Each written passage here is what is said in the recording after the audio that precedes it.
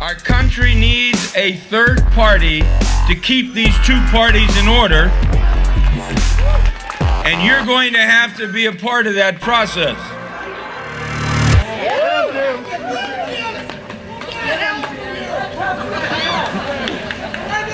And I plan to do quite well before it's over. Just briefly, let me say this. Over 50% of the people who testified against me have now admitted they were pressured to lie, and there's a young man in Nigeria, a black man, who said his life was destroyed because he wouldn't perjure himself for the government against Jim Traficant. The government has tried to make him change his position, and he's been threatened if he doesn't change his position, they will deport his 79-year-old parents from Baltimore. He told them to go to hell, and the government is now attempting to deport his 79-year-old parents from Baltimore. What has happened to our country? I never complained. You never heard me complain one time, did you? Because I knew from 1983 they'd put me in prison. But see, there's a lot of people who have gone to prison in this country. Nelson Mandela of South Africa, he said, if you really want to know the truth and the character of a nation, you've got to go through the prison system, and how true it is. I've seen all sides of America. The good, the bad, the ugly, the indifferent. But one thing I see is we do not control our own country anymore. I've been saying it for a long time. I've had both parties oppose me. You're looking at the only Democrat in history that was targeted by the Democrats before he took office.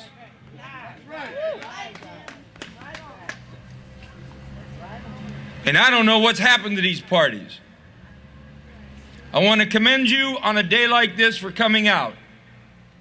You are the grassroots of American politics. Our country needs a third party to keep these two parties in order, and you're going to have to be a part of that process. Now, I don't care if you're Democrat or Republican. You know, when I was in Congress, I voted for Democrat initiatives if I thought they were good. I voted for Republican initiatives if I thought they were good. There was only one criteria. Was it good for America? If it was good for America, I supported it. And that's what we must do. Now, I know the Tea Party is developing a reputation as being a basher. Bashing government. Some say bashing Obama. I want to say this. Yes, some call you terrorists, nuts, kooks. Don't feel bad, they call me those things too. But I want to say this. I think the President Obama's heart's in the right place. He's dodging raindrops. Give him a chance. And I want to say to you today something a little bit different than maybe what you're hearing. Don't just oppose. Don't just stand and complain. Start to develop a process by which you propose, you recommend, you begin to lobby and push for things that need to be done in the country. Now I'm going to give you a brief synopsis here, because I've had a lot of people that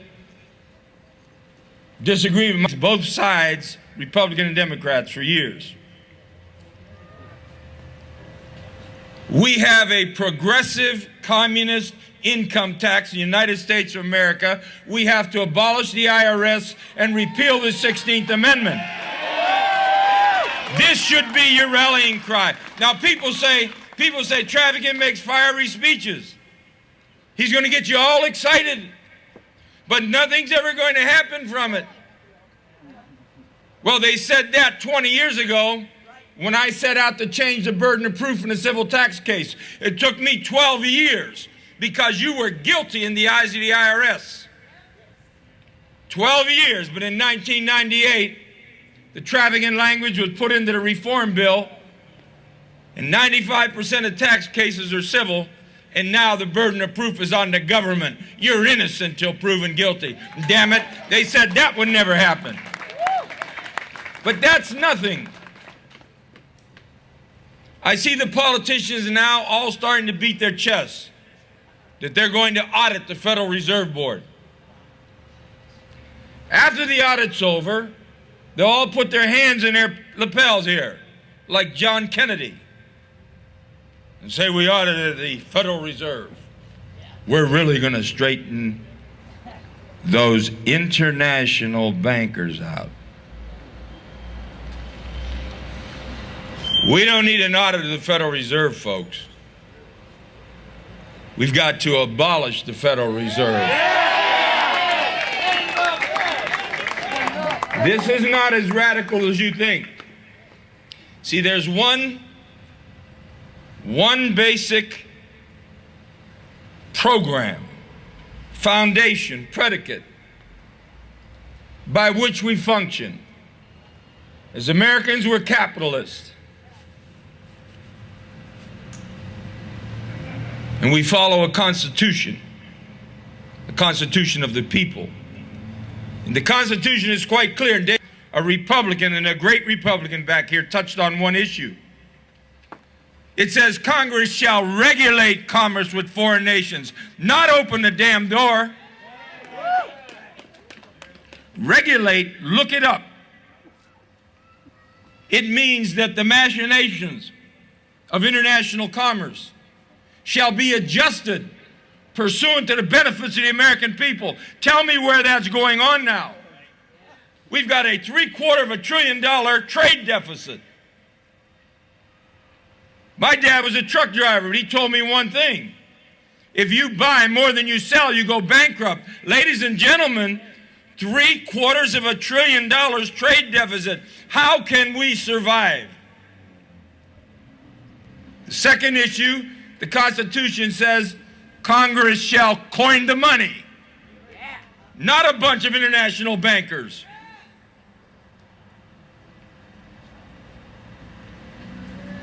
What has happened to us? And nobody's listening yet.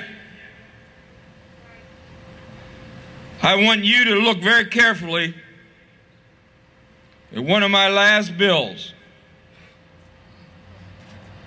I am absolutely convinced that America cannot solve its trade problem, cannot solve its budget nor economic problems under our current system.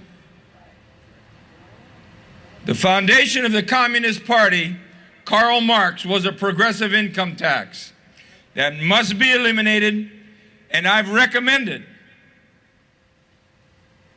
And all of the opponents of Jim Traficant are going to say, man, he's going to put a 25% tax every time you go to a restaurant, every time you buy a jacket, every car you buy.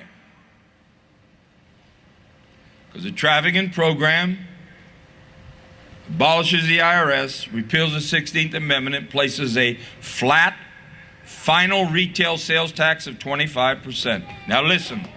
Listen before you clap. Because when the mainstream media gets done with you and all those politicians, they're going to have you confused. So just listen to what I say.